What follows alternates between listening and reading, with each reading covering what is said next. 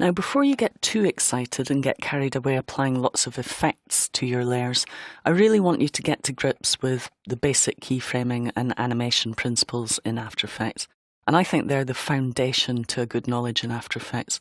If you know how to control keyframes in the timeline, you can do virtually anything you want with effects. But it's a really important foundation that shouldn't be missed. So we're going to start off by talking about where the terminology for keyframing comes from. And then we're going to have a look at how that's applied in After Effects. So if you want to follow along, open Transform Properties AEP, which you can find in the Animation Basics folder. So here we have some drawings that I've done of a dog for a traditional style of animation. Basically, the way traditional animation works, if you imagine that I'm working for Walt Disney would draw the key frames of the animation, so the most important frames. So that would maybe be the start frame here. And if I use the preview panel, I can jump to the last frame, which is that one. And he would say, okay, this is where I want the dog to end. This is where I want it to start. And he'd then hand those frames to me, and I'd be the assistant animator, also known as the tweener. And the reason I'd be called the tweener is because I'd be filling in all the steps in between. And if you see, if we move through one frame at a time, you can see here are the in-between frames, and hence the word tweening. So that's how traditional animation works. You have the key frames, the most important frames, the key frames, drawn by the lead animator, first and last, and then the tweener, or assistant animator, would fill in all the steps in between. Now, when you're in After Effects, you are the lead animator, so you're Walt Disney, you set the key frames of the animation. But After Effects is your tweener, it fills in all the steps in between. So let's have a look at how this looks, this series of drawings. And you see we get a nice fluid animation by putting a series of drawings together like that. But what I've done here is I've created an After Effects version of this as well. And if you want to follow along, you can open up Transform Properties AEP from the Animation Basics folder and open O2 Thug Dog Walk Cycle. Just double click it to open it up. And you'll see in here I have an After Effects version of the animation. Obviously, I've redrawn this and illustrated it properly using Adobe Illustrator. But basically, the way that this works, if we select something like the thigh, for example, I can open up the thigh, and you'll see in there I have basic transform properties. And what I've done is I've animated those by setting what are called keyframes. And these are keyframes that you can see down in the timeline. And I've animated all of these properties, anchor point, position, scale, rotation. Each of those have been animated to create this movement. So I basically say that's where I want the leg to start, that's where I want it to end, and After Effects works out all the steps in between for me. So this is quite a complicated animation, but if we have a look at this one here, O4 drink, drink, drink, you can follow along and I'll show you how to create the basic animation that's used to create this kind of effect. So open up O4 drink, drink, drink, and in there we have some basic layers, and we're going to practice keyframing with these layers. So I want you to start by selecting this file here, and if you're unsure what you're selecting, click on the solo button here in this column, and that will allow you to solo layers. And we're selecting this symbol here, it's like a plus symbol within square brackets. Once you've soloed that, unsolo it so you can see the background. Now what we're going to do is we're going to have this move on screen from the top. And in order to do that, what we're going to do is just make our timeline a bit smaller, give us a little bit more space.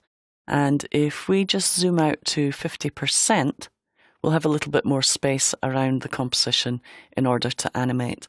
Now you can hold down spacebar just to move the comp down to give you a little bit more space up here, because we're going to animate from the top. So we're now in Walt Disney mode. This is where we want the animation to end. And quite often in animation, you want to set your first keyframe where you want it to end. Now, intuitively, you would think you would start at the beginning, but that's not always the case. So what we're going to do is we're going to say, I want this to be in this position at 1 second. So we're going to move to the 1 second mark, and we can do that by clicking on the time code here and typing in 1 and then the period key on the number pad. So 1 full stop or period, and then hit enter on the number pad to move to the 1 second mark. Now, of course, you could drag the time marker to that mark if you wanted to, but we're going to move it. Then we're going to open up our layer, And in our layer, you'll see the transform property group. I want you to open that. You may need to resize your timeline. If you do, that's fine. And in there, you'll see 5 basic properties: anchor point, position, scale, rotation, opacity.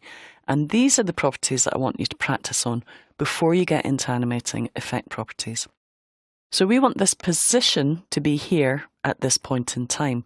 So what we do to start animating is we click on this little stopwatch, and it's called the time vary stopwatch. Basically, by clicking on that, you're saying to After Effects, okay, from now on, I want you to record any changes I make at new points in time to this property.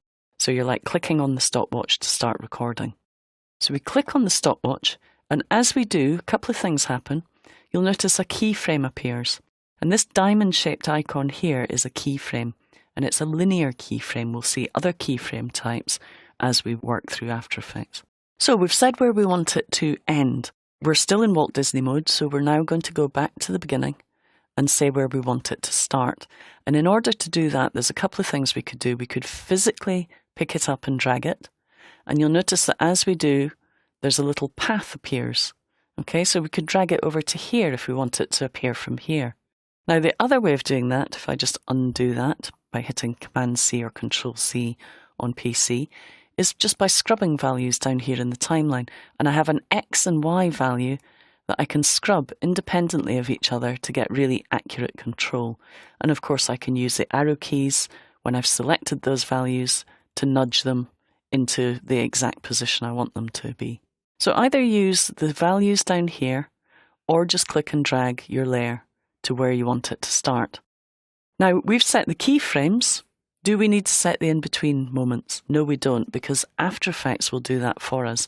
And if we click on the RAM Preview button, you'll notice that After Effects has worked out all the steps in between for us. So we set the initial keyframes. After Effects creates all the in-between frames for us. It's as easy as that. We're going to have another practice with that. So we're going to close up that layer, and we're going to select the Aqua Drop Shadow layer, which is this logo here. And with this one, we're going to animate 2 properties. So we're going to open up the layer, and this time open up the Transform property group again. Now, there are keyboard shortcuts for selecting these properties if you don't want to keep opening them up. And they're really easy to remember. So you've got S will select scale, R will select rotation, P will select position, A will select anchor point, and the only one that's not really logical is T for opacity. But if you think opacity or transparency, then it's easy to remember. Also, the word strap has all of the letters that you need to remember to select the transform properties. Now, if I hit S, that will open up scale. If I hold down Shift while I hit R, it will also open up rotation. And these are the 2 properties we're going to animate here. And it works exactly the same as position. So what we're going to do is, first of all, we're going to select our initial animated layer, which was this one, and we're going to hit the U key on the keyboard. And that's a really useful shortcut. That's going to show me any keyframes that are attached to that layer. So that's going to show us keyframed properties for that layer. Now, when you can see keyframes, you can quickly jump between them by using these buttons here. That will go to the next keyframe, that will go to the previous keyframe. So if you click on this one to go to the next keyframe, we're ready to start animating our logo. Now, there are keyboard shortcuts for that. J and K will jump between keyframes. J will jump back, K will kick forward. And if you think jump keyframes, it's really easy to remember J and K. So what we're going to do is start animating scale and rotation. So we'll click on the stopwatches.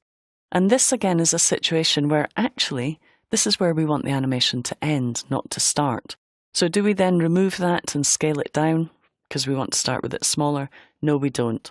Because we've set the keyframes, it's a waste of time removing them. Instead, we can drag a selection around the keyframes and just physically drag them a little bit later. So you can pick up and drag keyframes whenever you want. And now we're ready to set our initial rotation and scale. So what I'm going to do is just deselect the properties, and then let's change the scale value to 0. Okay, so it disappears. And we're also going to change the rotation value to -1. So in that first value, which indicates rotations, I'm going to put -1. And if we preview that now, using the RAM preview button, we'll see that comes in and then the logo scales up. Now the timing's not quite right yet, but all I want you to do is just think about the principle of animation, how we're managing to get things animating from one point to another. Now the other one that you can do is select the text, bring up the position property by hitting P. What we'll do is we'll have that coming in at maybe about 4 seconds, round about there. Again, click on the stopwatch to create your keyframe where you want it to end. Move back to where you want the animation to start. And we're going to drag it off to the right so that it comes on and is readable as it's coming on screen like this. Okay, so you should have a nice basic animation. Now there's a little bit more work to do on the timing to get that more dynamic and exciting, but that's the basics of keyframing in After Effects. And we're going to explore some more ways of controlling the timing and the motion paths for keyframing a little bit later.